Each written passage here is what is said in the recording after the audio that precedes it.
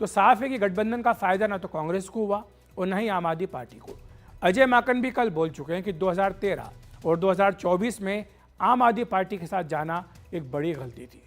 अब ये जो बात है संदीप दीक्षित को लेकर शुरू हुई है, कांग्रेस और आपके बीच तल्खी इतनी बढ़ गई है कि नई दिल्ली सीट से केजरीवाल के खिलाफ चुनाव लड़ रहे हैं संदीप दीक्षित, और उन्होंने आज महिला सम्मान निधि को लेकर उपराज्यपाल से शिकायत भी कर दी। संदीप दीक्षित से हमने कुछ देर पहले बात की है। संदीप जी, सवाल आपसे यही है कि आतिशी ये कह रही है कि बीजेपी से कांग्रेस पार्टी मिली हुई है, आप इस पर क्या कहेंगे, क्योंकि जो मामला है काफी अब तल्ख हो चुका है।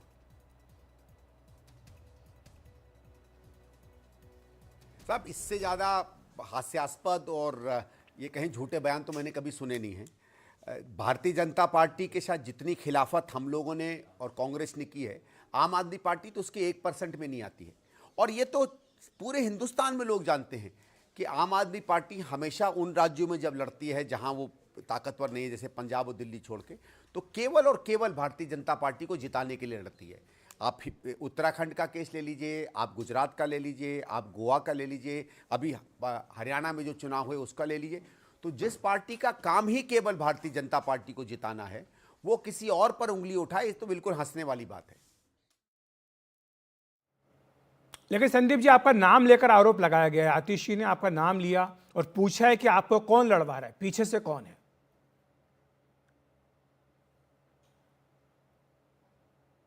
देखिए साहब, मैं इससे ज़्यादा तो मुझे हंसी की बात कोई नहीं दिखती है।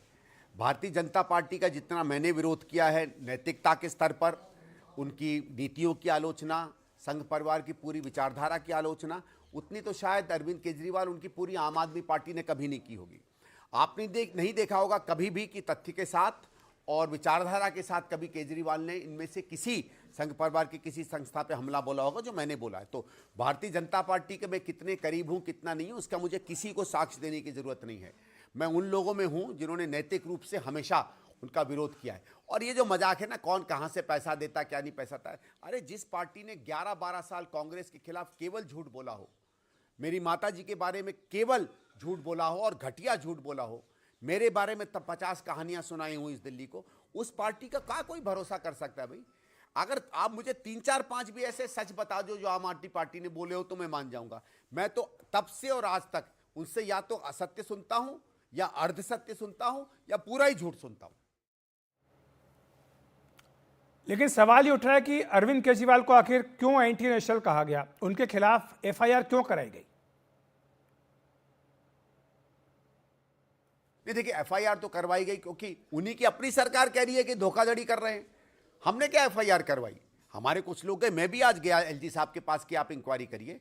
देखिए क्या बोला इनके एफआईआर ने, इनके एडवर्टीजमेंट ने बोला कि जिस स्कीम की बात ये लोग कह रहे हैं वो स्कीम की बात करना ही धोखाधड़ी है।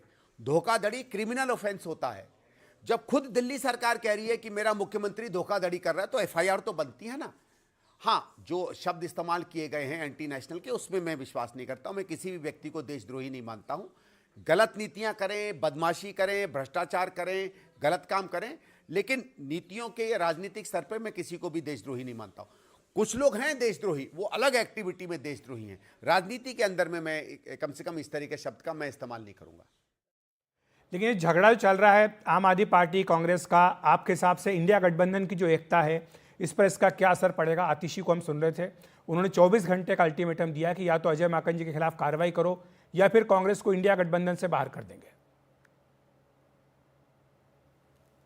नहीं नहीं नहीं नहीं, कोई फर्क नहीं पड़ेगा। इनके धमकी का कोई फर्क नहीं पड़ता है। देखिए, इंडिया गठबंधन विचारधारा में एक हुआ है।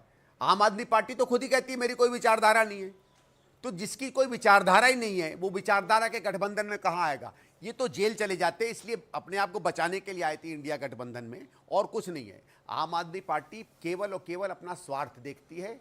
अगर इनको लगेगा कि इनका स्वार्थ इस बात से सर्व होता है कि ये कहीं और चले जाएं, जैसे कई चुनाव में करते हैं, कहीं भी चले जाएंगे। लेकिन संदीप जी, आपको लगता नहीं कि जो लड़ाई बीजेपी और आम आदमी पार्टी की, कांग्रेस की और आम आदमी पार्टी की हो रही है, इससे बीजेपी को फायदा हो जाएगा विधानसभा चुनाव में? नहीं, इसका फायदा बीजेपी को नहीं होगा। देखिए, इस समय पूरी दिल्ली त्रस्त है इनके काम से। वो एक विकल्प ढूंढ रही है और कांग्रेस बड़ा विकल्प बन के निकल रही है। और याद रखिएगा, आम आदमी पार्टी से भी वोट हम खींच सकते हैं और बीजेपी से भी हम वोट खींच सकते हैं। बीजेपी का वोट कभी नहीं जाएगा आम आदमी पार्टी में, और बीजेपी का बहुत सा वोट है जो विकास के लिए लाए थे, जो आज कांग्रेस की तरफ आएगा क्योंकि वो शीला जी की याद कर रहा है। और आम आदमी पार्टी का बहुत सा वोटर है जो जानता है कि मैंने 10-12 साल पहले गलती की, उस गलती को पूरा करना है। शुक्रिया आपका संदीप जी, हमारे साथ जुड़ने के लिए, विस्तार से अपनी बात रखने के लिए।